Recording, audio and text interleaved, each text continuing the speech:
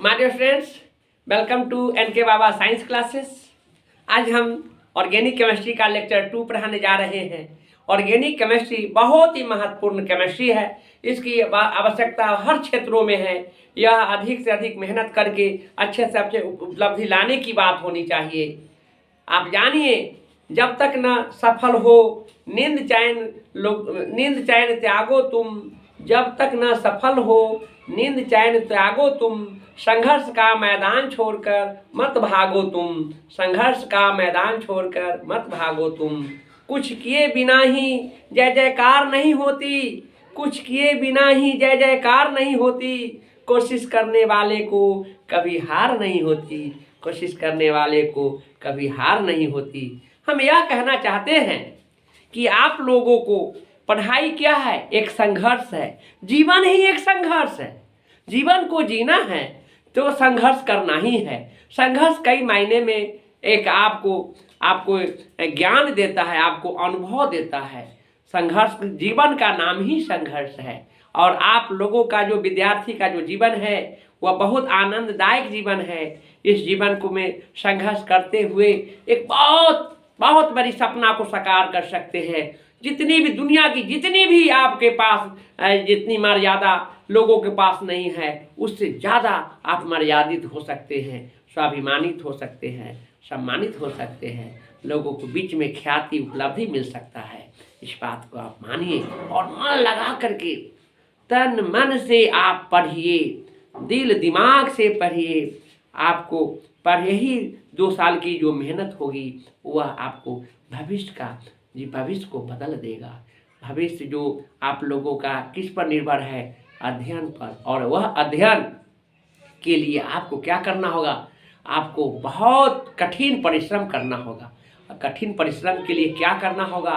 नींद को हटाना होगा, मतलब आलसी नहीं रहना होगा। इन सारी बातों पर ध्यान देने की आवश्यकता है। तो ध्यान दीजिए, हम आपको पिछले क्लास में ऑर्गेनिक केमिस्ट्री की बात किया था और उसमें बोहलर की बात किया था कि बोहलर के पहले आपको वर्जेलियस ने वाइटल फोर्स थ्योरी दिया था, जैव शक्ति का सिद्धांत दिया था। उस सिद्धांत को खंडन बोहलर ने 1828 ईस्वी में किया और उन्होंने कहा कि अकार्बनिक यौगिक जो है, मतलब कार्बनिक यौगिक से का निर्माण अकार्बनिक यौगिक से भी किया जा सकता है। और उसमें उन्होंने अमोनियम साइनेट जो अकार्बनिक यौगिक है उसको गर्म करके यूरिया NH2CO NH2 यूरिया जो कार्बनिक यौगिक है उन्होंने सिंथेसाइज किया, संश्लेषण किया। तो इस तरह से वाइटल फोर्स थ्योरी का खंडन किसने किया? तो बोहलर ने किया। उससे पहले जैव शक्ति सिद्धांत किसने दिया था? तो वह दिया था वर्जिलियस ने दिया था। नेक्स्ट पॉइंट है, सन 1845 ईस्वी में कोल्बे नामक वैज्ञानिक ने एसिटिक अम्ल का खोज किया था। एसिटिक अम्ल का खोज किसने किया? तो कोल्बे ने। कोल्बे के बारे में 12th के केमिस्ट्री में पढ़ाएंगे हम। कोल्बे अभिक्रिया पढ़ना है और वहाँ सैलिसिलिक एसिड के बारे में बतलाया था उन्होंने, है ना। तो इसके बारे में हम आगे बढ़ेंगे 12th में, कोल्बे का डिटेल अब जानना है।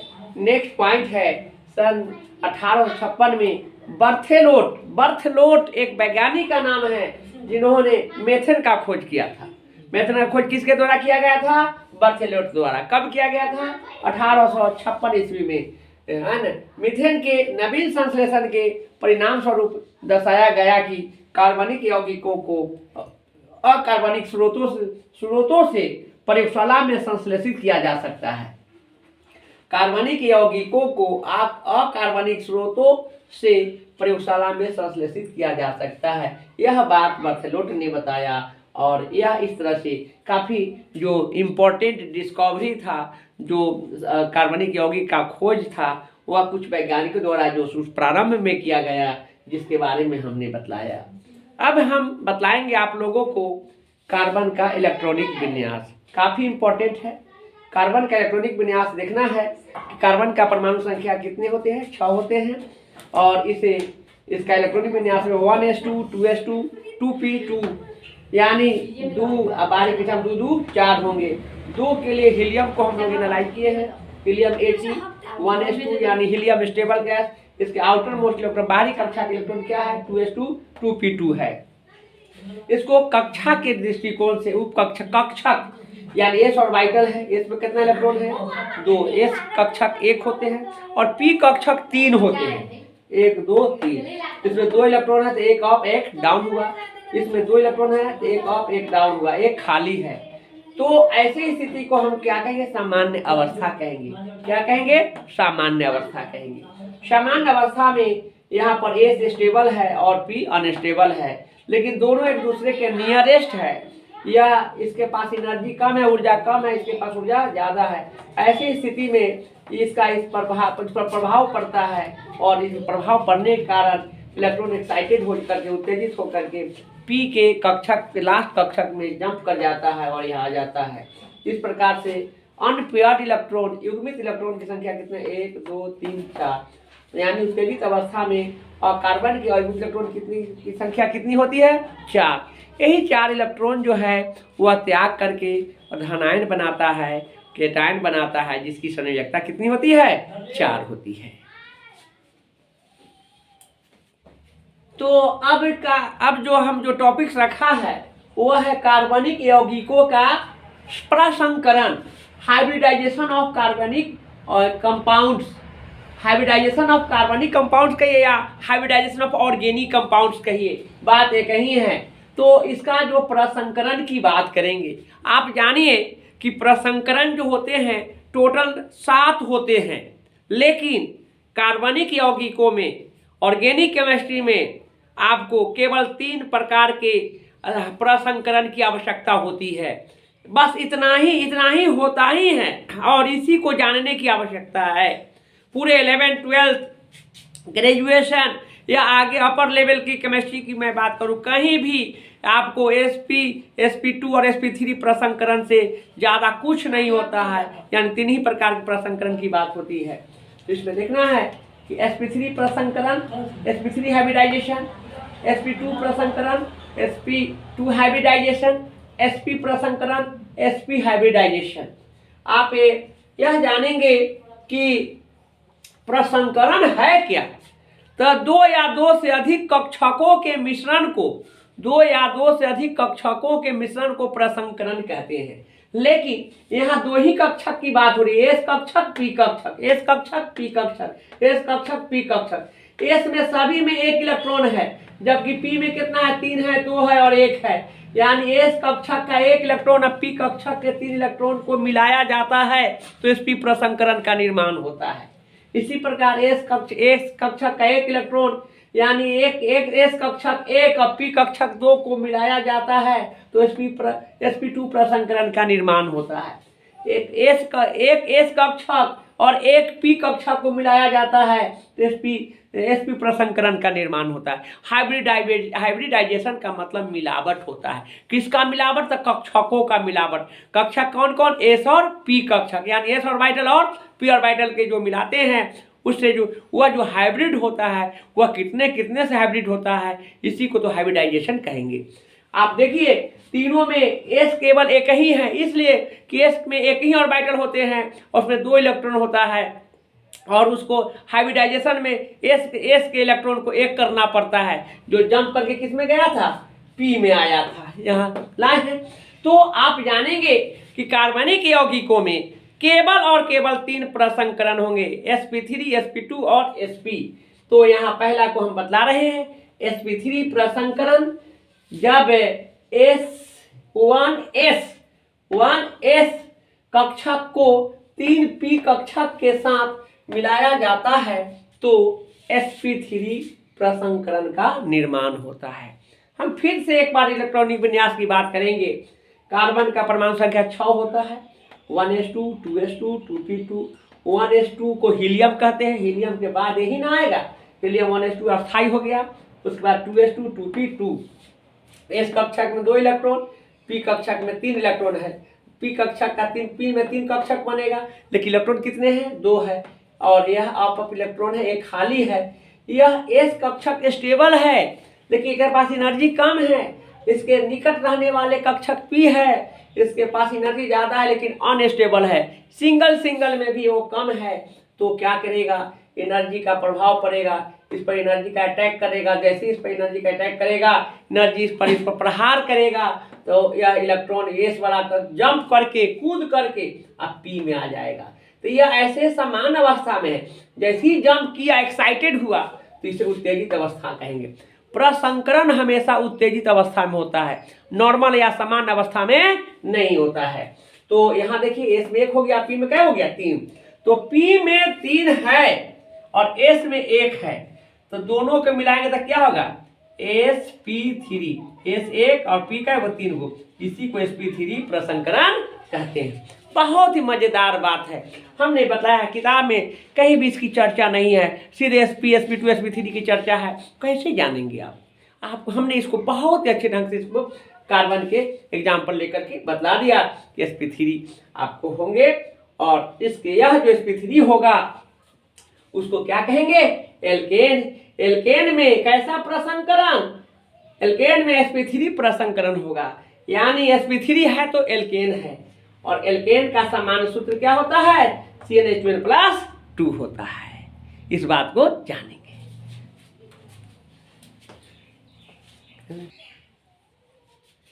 तो sp3 प्रसंकरण को ही क्या कहते हैं एल्केन कहते हैं। sp3 प्रसंकरण को क्या कहेंगे एल्केन कहते हैं। एल्केन में क्या होता है कार्बन कार्बन एकल आबंध, यानी कार्बन कार्बन के बीच सिंगल बॉन्ड होगा, एक बंधन होगा, और इसका सूत्र क्या होगा फॉर्मूला CnH2n+2। एल्केन का फॉर्मूला CnH2n+2, और इसमें कैसा आबंध होगा केवल सिग्मा, या सिग्मा छोटी सिग्मा है, सिग्मा का सिंबल है। तो sp3 में कैसा आबंध सिग्मा आबंध। sp3 में फार्मूला कैसा होगा CnH2n+2 होगा। एकल से sp3 में कार्बन कार्बन के बीच कैसा बॉन्ड होगा तो सिंगल बॉन्ड होगा, कार्बन कार्बन एकल आबंध होंगे, और इसी को क्या कहते हैं एल्केन कहते हैं। तो बहुत तरह के sp3 जो है बहुत तरह की कार्बनिक कंपाउंड में डायरेक्शन देते हैं।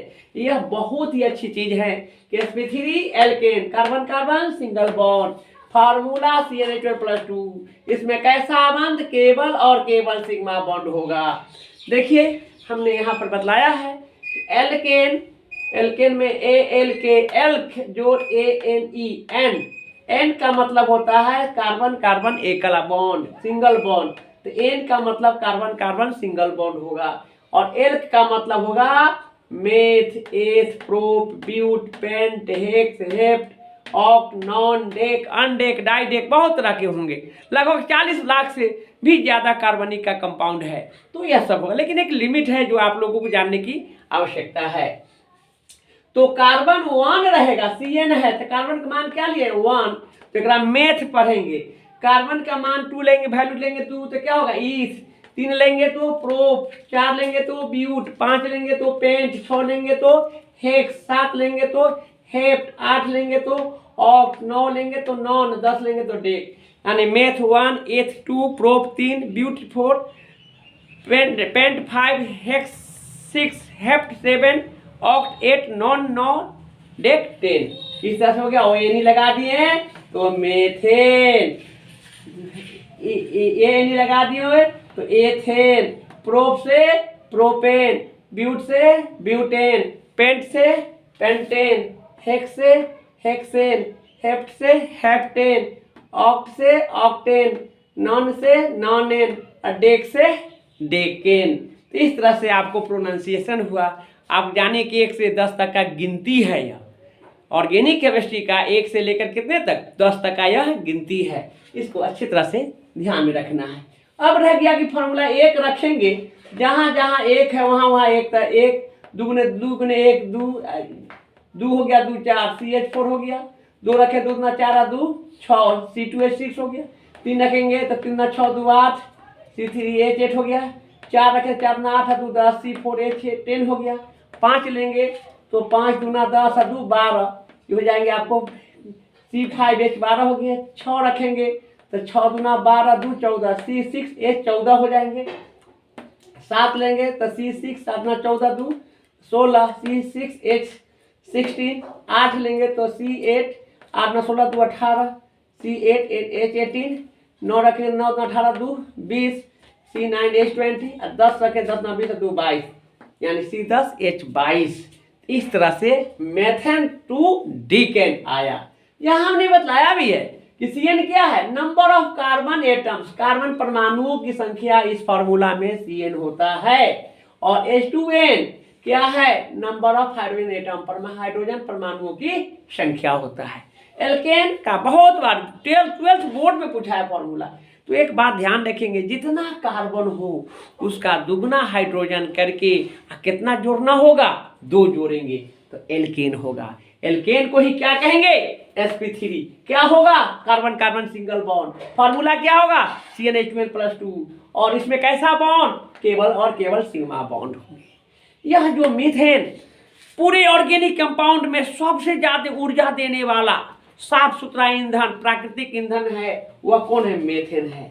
इसलिए है कि यह सबसे इसमें मान ज्यादा होता है, इसलिए कि इसमें कार्बन की संख्या, एक कार्बन पर 4 हाइड्रोजन, इसमें 2 कार्बन पर 6 तो 1 पर 3, 3 पर 8 तो 1 पर 8/3 हो जाएगा, घटते जाएगा। तो इसीलिए आप जाने के मेथेन का एक बहुत बड़ा रोल है, वो जानेंगे। मेथेन को मार्स गैस या पंख गैस या दलदल गैस, कीचड़ में पाया जाता है, दलदलीय भाग या पंख पाका या दलदल कीचड़ में पाया जाता है, क्योंकि यह दलदलीय क्षेत्र में पाया जाता है। कहते हैं इसलिए कि यह दलदलीय क्षेत्र, जहाँ कीचड़ होगा, पंखा होगा, पाका होगा, कादो होगा, वहाँ मेथेन गैस होंगे। गोबर एवं दीमक, जो लकड़ी उकड़ी में उजला उजला दीमक होता है, मिट्टी उट्टी सरल पानी उनी में रखे, लकड़ी सटा हुआ है, उसमें देखिए मिट्टी आ जाता है, उसमें फोड़िएगा तो उजला उजला पिलुआ रहता है, वह दीमक है। तो गोबर एवं दीमक में भी मेथेन गैस पाया जाता है। ये तो कितना बार कंपटीशन पूछा है, जनरल कंपटीशन है। मेथेन कहाँ पाया जाता है, गोबर गैस में। गोबर गैस में कौन सा गैस है, मेथेन गैस है। तो इसलिए गोईठा होकर जो है ज़्यादा ताप देता है, जल्दी जलता है, वह उसमें मान उसका ज़्यादा होता है, इसलिए उसमें मेथेन गैस होता है। तो आज के लिए हम इतना ही रखते हैं। कल हम बहुत अच्छे ढंग से और आगे की टॉपिक्स को हम पूरा करेंगे।